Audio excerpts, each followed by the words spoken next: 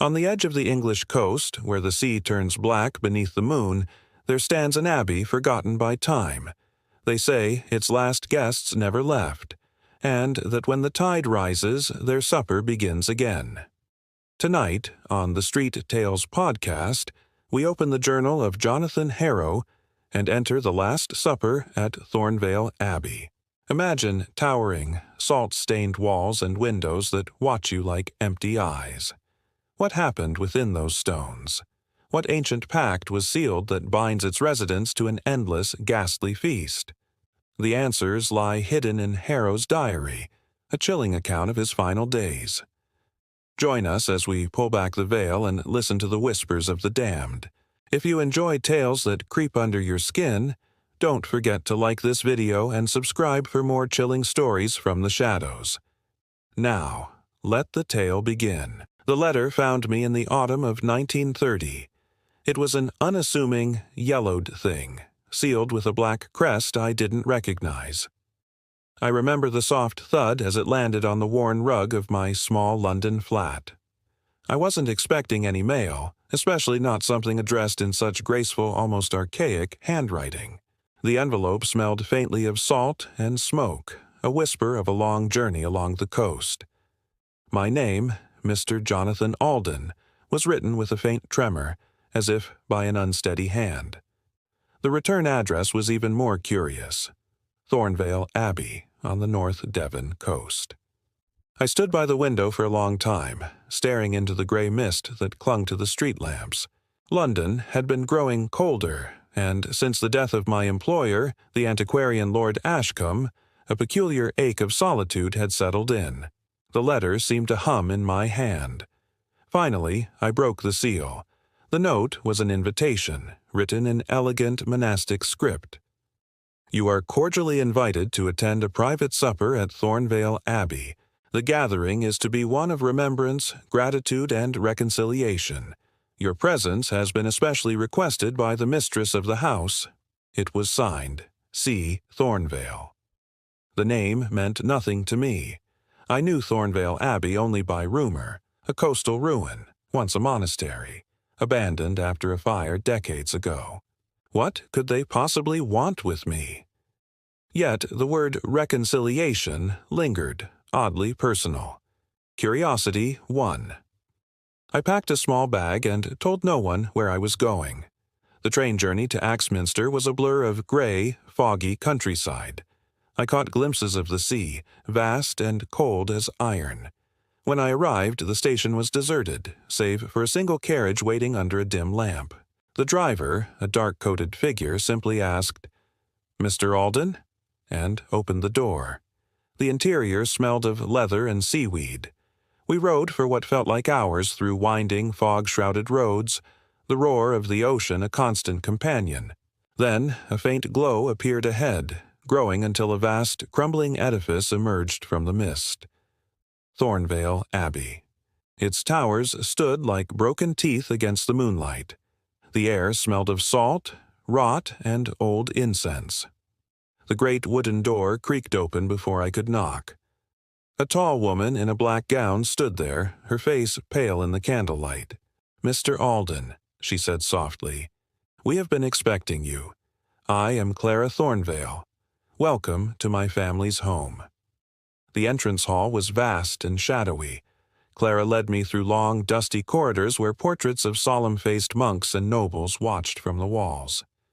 "You are wondering why you were summoned," she murmured. "All will be explained at supper. You are not the only guest." We arrived at a long dining hall. A grand table was set for 12, but at its head sat a large, ornate, and empty chair. Clara showed me to my room, a space elegant in its decay, overlooking the roaring sea. On the desk was an ivory card with my name, and beneath it the words, "For remembrance." When I came down for supper, the abbey was transformed.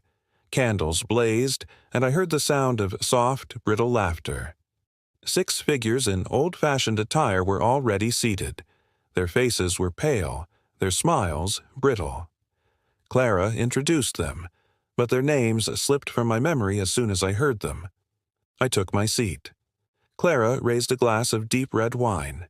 "To memory," she said, "and to the circle complete once more." The wine tasted of salt. The meal was strange. The conversation drifted through forgotten times, and the dishes appeared as if from nowhere. A chill ran through me. Finally, Clara fixed her eyes on me. "You wonder why you are here," she said softly. "You, who have forgotten." "Forgotten what?" I asked. She smiled. "The Last Supper." The candles flickered violently. In the sudden darkness I saw their faces for what they were, hollowed, their skin waxy with the blackness of decay behind their smiles.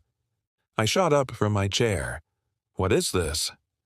"You were among us once," Clara whispered, her voice trembling with a strange tenderness. "Before the fire. Before the sea took us. You were the 12th at the table. We have waited for you, Jonathan." The wind howled, extinguishing the candles. I stumbled backward as the grand chair at the head of the table creaked and slowly turned toward me. It was empty, yet in its shadow something moved. Clara's voice was low and reverent. "The master returns." I don't remember how I fled, only the twisting corridors and the sound of slow, deliberate footsteps following me. I've locked myself in my room and am writing this now. I can still hear faint laughter from the dining hall and the clink of silverware. The sea is rising, and I think they are calling my name again. I left Thornvale Abbey before dawn, or at least I believed I did. The memory is already soft at the edges, like ink bleeding into wet paper. The corridors had been silent as I crept from my room, the air thick with the scent of extinguished candles. The great hall was dark, its long table bare. Not a single trace remained of the supper or of the pale guests who had smiled with their hollow eyes. I whispered to myself that I must have dreamed it all. Perhaps the sea air had unsettled me, but the marks of wax still stained the table, and on the back of my hand a faint smear of red. Not wine, but something thicker. The carriage was waiting outside. The same silent driver lifted his cap when he saw me. I climbed in and closed the door, desperate for the first light of morning. The wheels crunched over gravel, and the abbey was swallowed by the fog behind us. I must have dozed off, lulled by the rhythm of the carriage. When I woke, the fog was so dense that even the horses were just faint silhouettes. "How far to Axminster?" I asked. The driver didn't answer. He just clicked his tongue, and the horses moved faster. We entered a forest of tall, skeletal trees whose branches brushed the carriage roof like long, thin fingers. And then I heard it, a faint, tolling bell. It grew louder, more insistent, a deep, mournful sound that seemed to strike right in my chest. The driver slowed. The road ahead vanished into white. I leaned out the window. "Can you see the way?" He didn't turn. I saw for the first time that his coat was damp with something dark. "Sir?" I said again. Then he turned, slowly, and in the shifting light, I saw there was no face beneath his cap, only a pale, smooth surface, featureless as wax. A gasp caught in my throat, but before I could move, the carriage lurched violently. I was thrown against the seat. When I looked up, the driver was gone. The horses reared, whinnying into the fog, and then they bolted. The carriage spun. Then only the sound of splintering wood, the taste of salt, and the rush of air as I was thrown into darkness. When I woke, it was raining. The carriage lay broken a few yards away.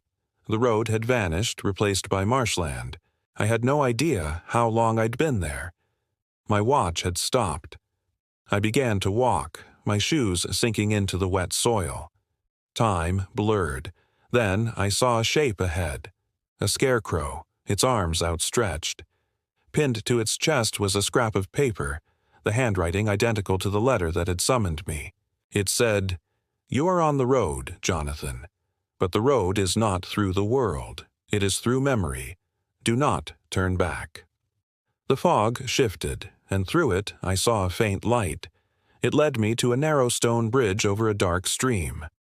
As I crossed, I saw them, faint reflections in the water, 12 pale, distorted faces, their mouths moving silently. One of them. One of them had my eyes.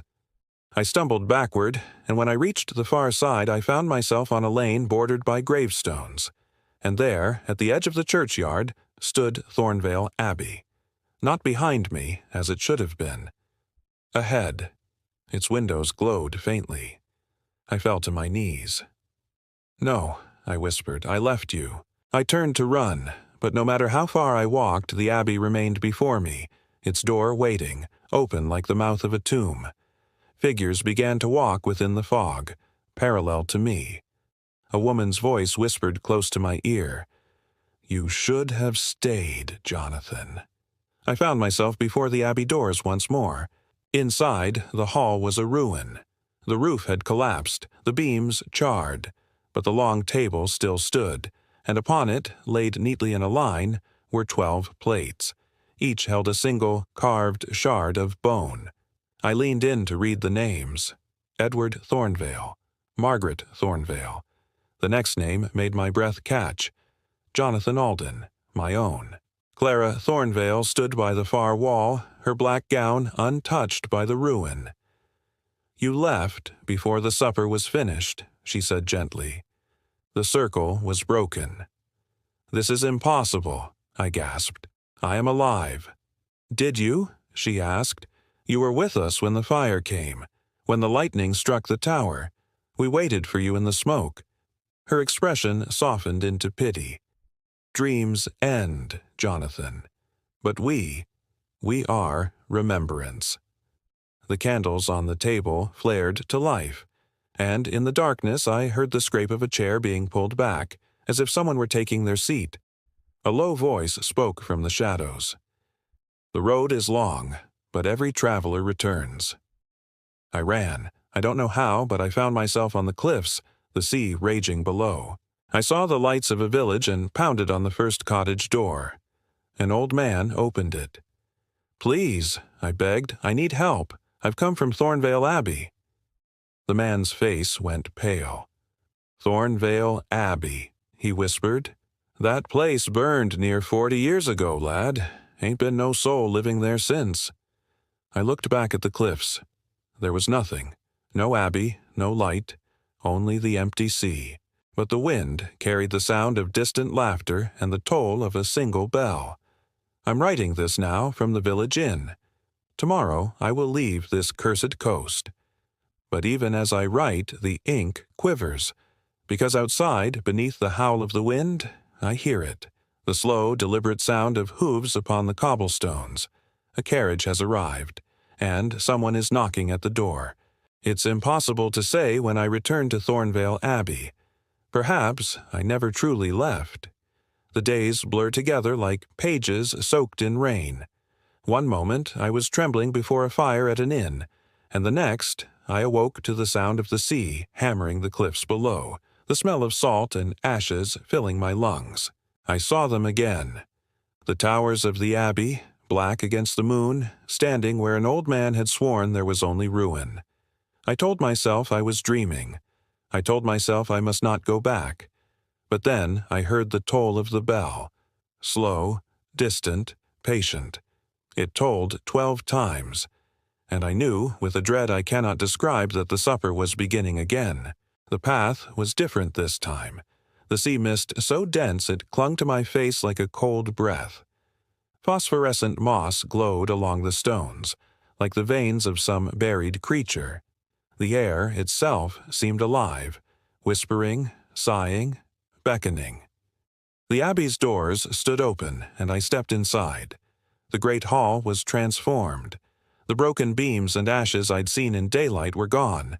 The walls shone with fresh polish, tapestries whole again. The scent of roasted meat and wine mingled with incense. But the light pulsed with a faint, trembling rhythm, as if alive.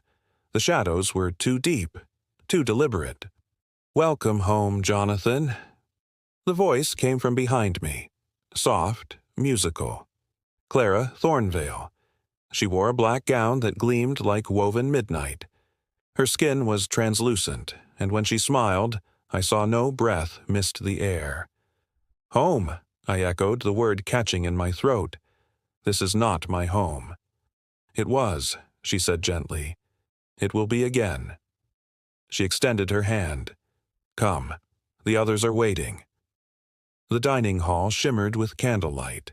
The same 12 faces from before sat at the great table, their eyes gleaming with a strange, internal light. My seat was waiting, its cushion a deep red. As I sat, the sound of the sea vanished, replaced by low resonance as if the Abbey itself were breathing.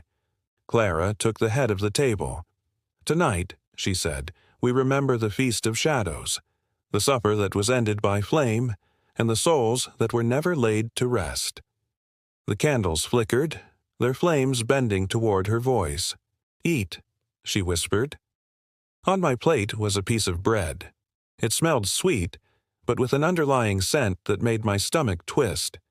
When I bit into it, I tasted salt and copper. The room swayed, the walls pulsing like a heartbeat. The faces around the table blurred and stretched into something half human, half smoke. Then silence. All 12 guests turned their heads toward the far end of the hall, where a 13th seat stood empty. Clara rose. Her voice was a whisper, yet it filled every corner. "The Master comes." One by one, the candles guttered out. The air grew cold enough to bite. From the shadows came a sound, like footsteps dragging through water, and the thick, wet smell of decay. I saw them first, pale hands made of shadow resting on the back of the empty chair. A figure emerged with no face, only a void. When it spoke, the voice came from everywhere at once, from within my own skull. "The circle unbroken, the supper resumes." Clara bowed. "Master, the guest has returned." The figure turned its eyeless gaze on me, the pressure so immense I could barely breathe. "You left the fire," it said.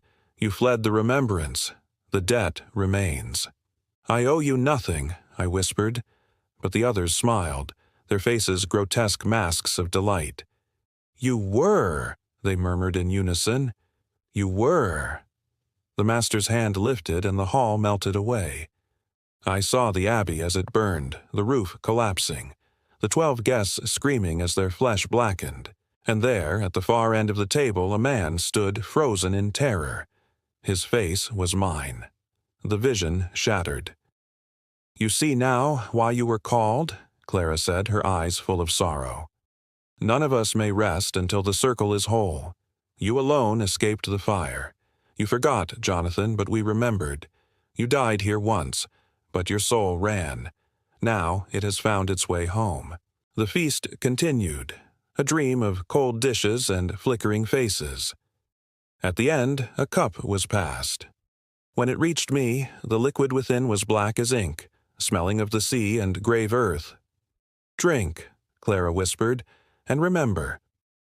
The moment it touched my tongue, I was on the cliffs again. The 12 figures stood around me. "Will you remain and remember us?" Clara asked. "Or will you flee once more?"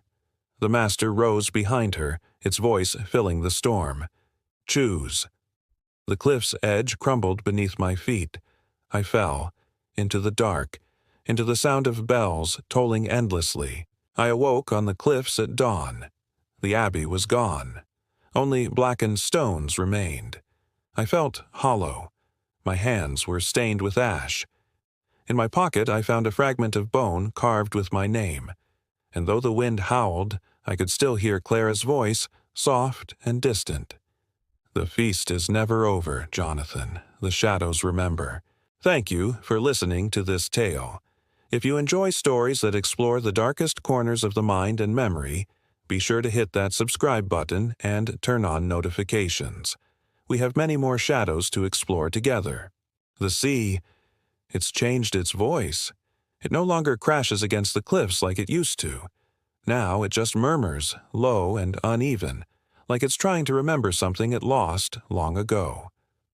I'm sitting here, by the window of a small rented room in Whitmore. It's been a week, maybe more, since that last dawn at Thornvale. My landlady says I showed up with nothing. No bags, no shoes, just a coat soaked in brine. She found me wandering the beach before sunrise, muttering about bells and supper, Every night since I've dreamed of faces, pale, not quite formed, turning toward me through a thick fog. I wake up with the taste of salt on my lips and the smell of smoke in my hair. They say Thornvale Abbey has been empty for a century, but I know better. Every evening when the wind shifts just right, I hear it, the bell, tolling once more. I tried not to go back, I swear I did, but a memory can be like the tide, pulling you in whether you want it to or not.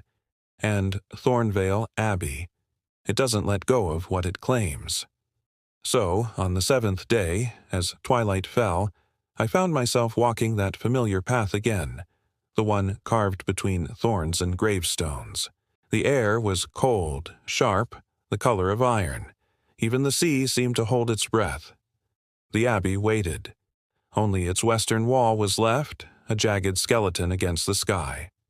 Ivy, black with age, clung to the stone. I stepped through the ruined archway. The floor was choked with debris, splintered pews, burnt beams, and pieces of glass that caught the moonlight like teeth. And yet, I heard voices. Not loud, just a constant murmuring breath, like wind trapped behind stone. I followed the sound deeper into the wreck. The air got thicker, heavy with dust and something sweet, something rotten.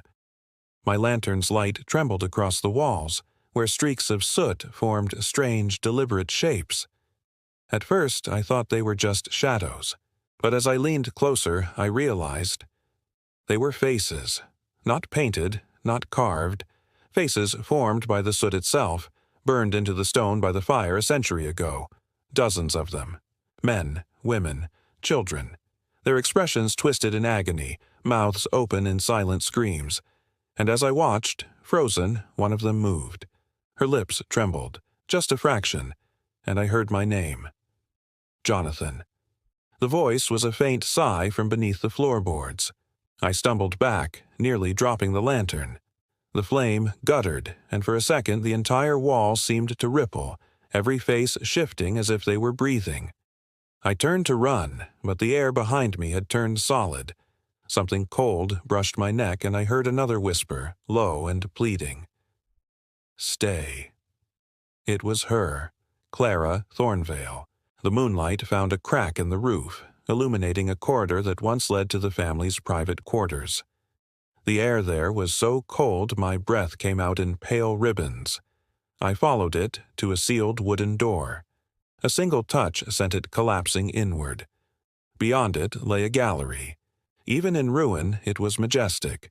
Shards of gilt frames and cracked marble littered the floor, and on the walls, portraits. Towering canvases, their colors dimmed by soot but still intact. Faces gazed down from the gloom, pale and watching. There was Lord Thornvale, stern and distant. His wife, eternally young. Then the sons, the daughters, the cousins, and there, near the end, Clara. Her portrait was larger than the rest, her gaze softer, almost breathing in the flicker of my lantern. I took a step closer, and the air changed. A faint rustle, like cloth stirring in a windless room. Then another sound, a whispering, so low I could barely separate it from my own pulse. It came from the paintings. Their mouths were moving, one after another, until the gallery murmured like a congregation in prayer. Then one phrase rose above the rest, a chorus of broken voices. Release us. The lantern trembled in my hand. The faces on the canvases twisted. Smiles turned to grimaces, eyes rolled in anguish. They began to peel from the fabric like paint softening under heat.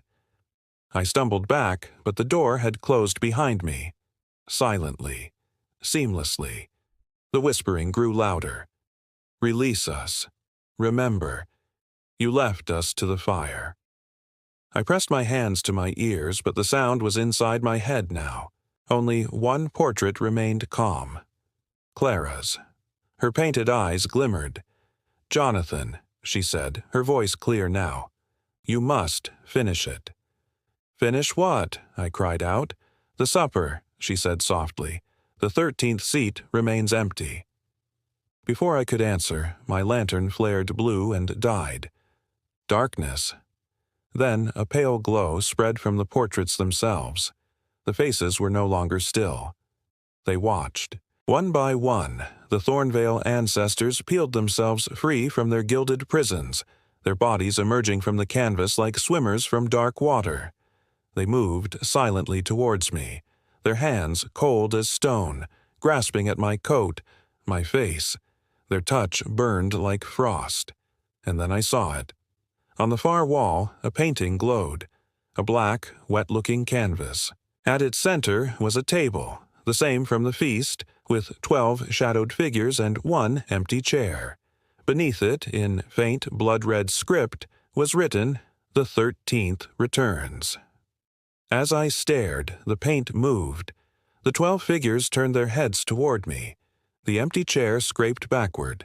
The world folded inward, the portraits dissolving into smoke. When the light returned, I was alone. The gallery was silent. All the portraits were still, except one.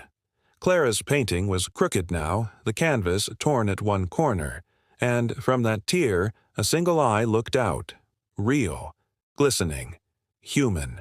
It blinked. I fled the abbey. I didn't look back until I reached the cliffs.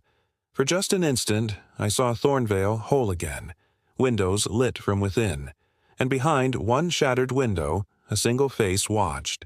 Clara's. As I stumbled away, I noticed my hands were streaked with black, oily paint.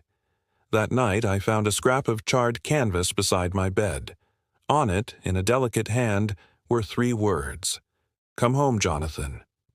I burned it, but as it turned to ash, the air grew colder. And somewhere I heard the bell tolling again. Only then did I realize what the whispering truly said. Not, "Release us." It was, "Remember us." And now, I do. I remember every single night, until I return. I can't say when I stopped resisting Thornvale. It's not a place you just visit. It plants itself inside you, a seed in your mind, waiting for the light to fail.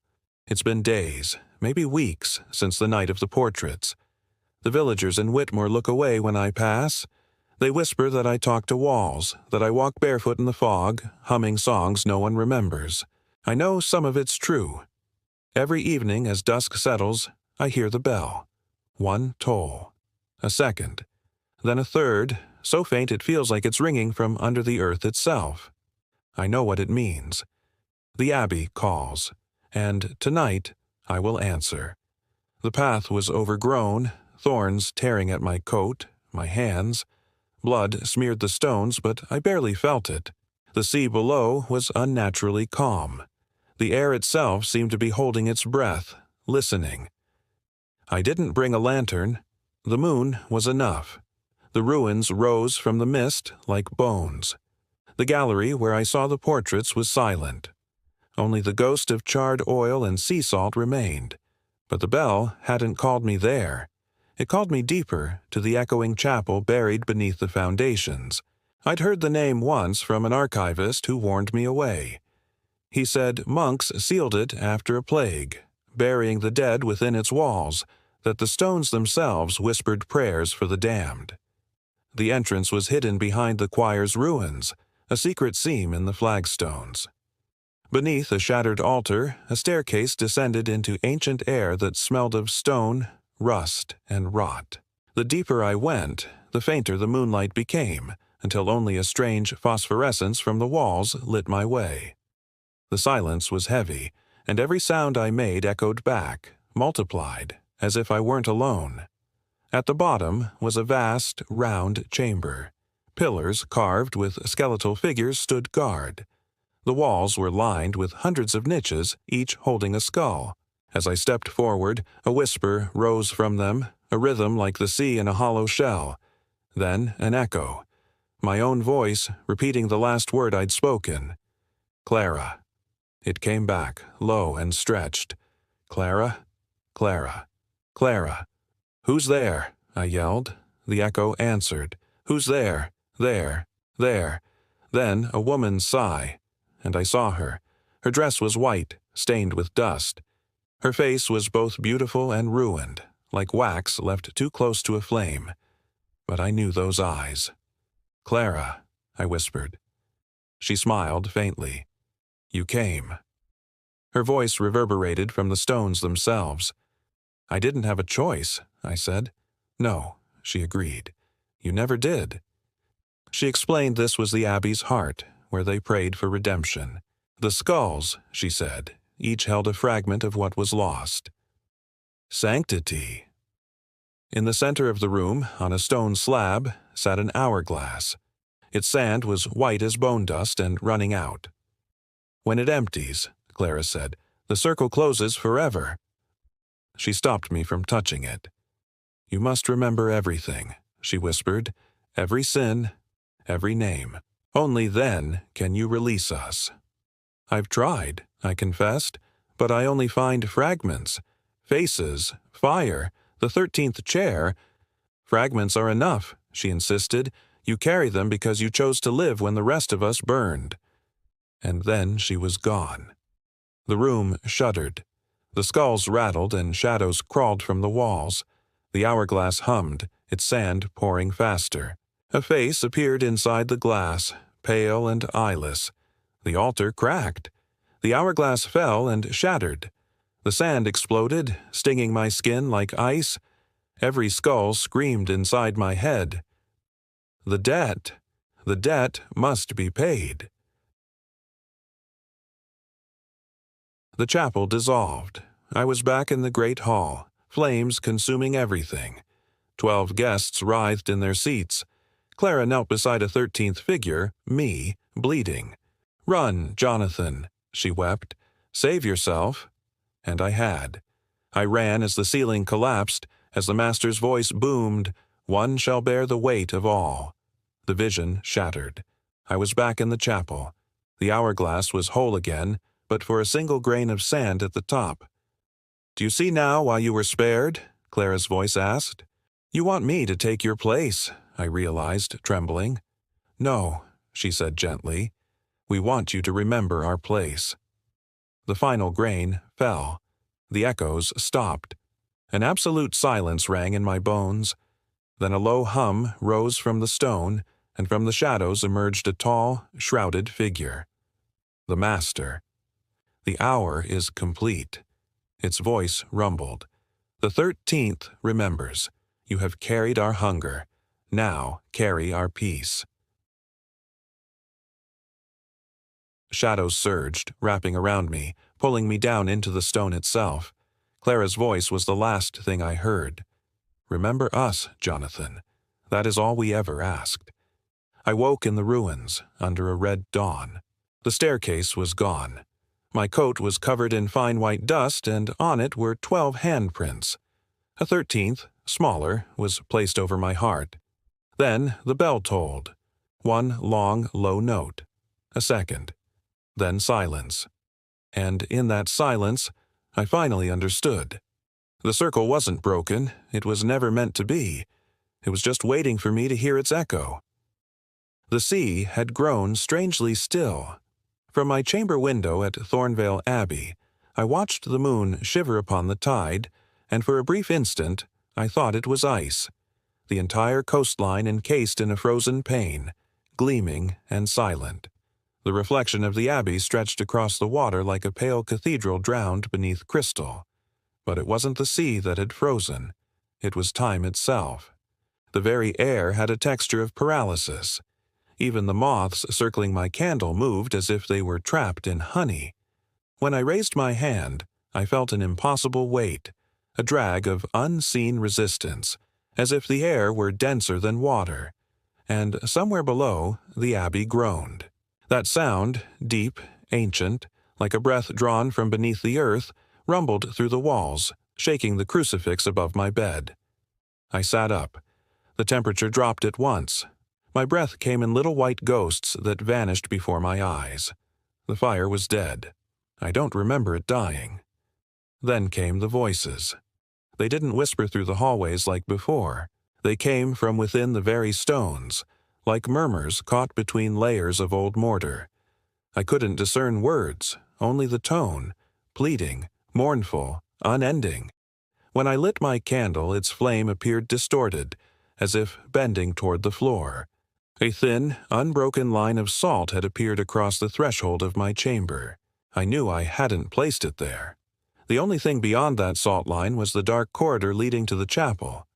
The abbey wanted me to go there. The hallway was narrow, warped with moisture. Each portrait I passed, those same whispering faces from before, seemed to watch my passage with the patience of judges. The further I went, the more the air tasted of the sea, sharp and metallic. When I reached the staircase, I heard it. Waves, but not outside, beneath. The chapel doors were already open. I saw movement within, a flicker of reflection across the floor. The marble was slick, gleaming with a mirrored surface, and for a moment I thought it was wet. But when my foot touched it, there was no water, only cold glass. The chapel had become a sea of glass. Every pew, every stone arch, every candelabrum was reflected below me with perfect precision. It was as though I stood upon a great mirror that stretched into unseen depths. The ceiling curved overhead like the hull of an inverted ship, and there, at the far end, the altar gleamed, its cloth spotless, its chalice full of dark wine. Behind it, the stained glass window was no longer opaque. It was transparent, showing the sea beyond, utterly still, glowing faintly blue under the moon. But there was something wrong with its reflection in the glass floor. Where the moonlit ocean should have been mirrored, I saw an abyss. The sea in the reflection was black, infinite, rippling not with waves but with movement. I leaned closer, unable to resist. Something stirred beneath that surface. The shape was human, but twisted. It rose toward me with slow, dreadful purpose until its face met mine across the thin veil of mirrored light. It was me. But the eyes, hollow, ink-black, rimmed in salt, belonged to no living soul. "Jonathan." The voice came from below, muffled as if spoken through water. "Jonathan, come down." The glass rippled. My reflection smiled. I stumbled backward. The pews had shifted. They now formed a corridor directing me back toward the altar. I ran anyway, my boots striking echoes like hammers. The entire chapel quivered underfoot. Cracks formed in the mirrored surface, webbing outward, and beneath them I saw dozens, hundreds of pale faces pressed against the glass, their mouths moving in silence. When the first pane shattered, it was like hearing ice break across a lake. A gust of freezing air burst upward, and with it, a wet hand. It gripped my ankle, strong, desperate, dragging me toward the opening. I kicked, screamed. "Jonathan." The voices murmured together, no longer muffled, no longer human. "The supper awaits." I fell, but instead of plunging into water, I landed in another room, the same chapel, but darkened, reversed. The glass sea was above me now, sealing me below, and standing before the altar were the 7 dinner guests. Their skin gleamed faintly, translucent and wet. At the head of the table sat the host, his face hidden behind a mask of sea glass. In his hand, the chalice of black wine. "Drink," he said. I couldn't move. He stepped closer. "The sea remembers all who come to Thornvale," he whispered. "It keeps what it is owed." The chalice touched my lips. The liquid inside was alive, pulsing faintly as it slid down my throat. My vision blurred. The host leaned close, and I saw his reflection in the chalice's rim. It wasn't a man's face at all. It was a void, a mouth without end. "Welcome home, Jonathan." When I awoke, I was back in my chamber. The line of salt was gone. I could still taste the sea on my tongue, bitter, metallic, eternal. Outside, the tide had risen. The abbey trembled with each strike of the waves. I pressed my hand to the window and felt it shaking, like glass about to break. In the reflection, the sea was calm, but in the reflection, I was not alone. Behind me stood the host, smiling faintly, his mask shimmering like the moon on water. This morning I found my diary soaked through. Words I had never written crawled between the lines, forming new sentences in another hand. I read only one before I burned the page. The glass will break when the tide is full. And tonight, as I write these words, I hear it, that deep, patient sound of water pressing against the walls, each pulse louder than the last. The sea is coming for Thornvale Abbey, and for me. Thank you for joining me in this descent into Thornvale. If you enjoyed this story, please like, comment, and subscribe for more tales from the shadows. Stay safe out there. Hello, and welcome. Tonight, we journey to a place where the line between memory and nightmare has dissolved into the sea. Settle in and listen closely to the final testament of Jonathan Harrow, found within the silent walls of Thornvale Abbey. I awoke to the sound of the sea, not the soft murmur that had lulled me in childhood, but a relentless, grinding roar. Through my trembling window, I saw the waves rising higher than the cliffs, cresting like mountains of glass tipped with fire. The abbey was sinking. My first thought was to flee. My second, darker and truer, was that there was nowhere left to go. The air itself turned heavy, faintly blue. The candlelight bent backward, as if drawn toward the sea. My breath fogs the journal's pages as I write. The ink runs in thin rivers of salt. I feel the abbey breathing through me, each word pulled from some other lung. It is the night of the final supper. I know it now. I can hear the bells. They sound as if underwater. Slow, weighted tolls, each one dragging time with it. I followed them through the corridor barefoot, the floor slick beneath me. The portraits on the walls were gone. In their place, faint outlines remained, silhouettes of those who once stood there, faces erased, but still watching. The dining hall awaited. The door was ajar, breathing an amber glow. The moment I crossed the threshold, the sea fell silent. Even the wind ceased. They were all there. The 7 guests, the host, the long table dressed in white linen, each place set, each glass filled, each plate untouched. And there, at the head, the host rose to greet me. His mask of sea glass shimmered faintly, shifting with the motion of invisible waves. When he spoke, his voice did not echo. It resonated within my skull, intimate as thought. "You have come back to us, Jonathan." I wanted to protest, to tell him I had never left, that I was trapped in a circle of waking and drowning. But my voice was gone. I took my seat. As one, the guests raised their glasses. "To remembrance," the host said. We drank. The wine was no longer dark. It was clear, cold, brimming with light. It didn't burn. It sang. Each swallow seemed to pull me further from myself like threads unwinding from a spool. Then the feast began. But they ate nothing. They moved in a silent pantomime, knives gliding through air, forks lifting nothing to their lips. The sound of cutlery against porcelain was too precise, too rhythmic, and I realized it was not they who mimed the act of eating. It was I. For when I looked down, my own plate was filled. A piece of fish, pale and gleaming as glass. I touched it with my fork. It trembled, alive. "Eat," the host said gently. I obeyed. The first taste was salt, not of the sea, but of tears. The second was sweetness, like memory. The third was nothing. And in that hollow taste I heard a whisper. "Now you remember." Images flooded my mind. Thornvale Abbey in its glory, sunlight streaming through unbroken glass. Monks walking 2 by 2, their chants rolling like tides. Then, the storm. The sea swallowing the cliff. The brothers praying as the abbey fell. And, at the heart of it all, the abbot raising a crystal chalice filled with seawater, whispering one final word. "Remember." The word became a spell, and Thornvale refused to die. When I returned to myself, the hall had changed. The candles burned beneath water, their flames dancing like trapped spirits. The guests' faces shimmered, not flesh, but reflections.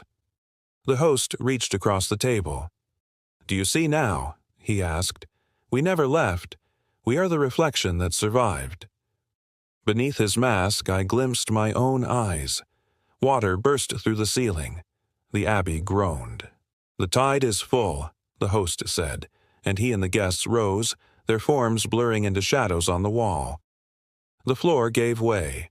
Cold surged around me, rising with terrifying grace. My journal floated beside me. Above, the sea glass mask hovered. Right, the voice said, so the world remembers. The water reached my throat. And then, stillness. I awoke again. It was morning. The sea was calm. The abbey stood untouched. The dining hall was empty, the table bare. My clothes were crisp, unsalted. For a long time I stared at my journal.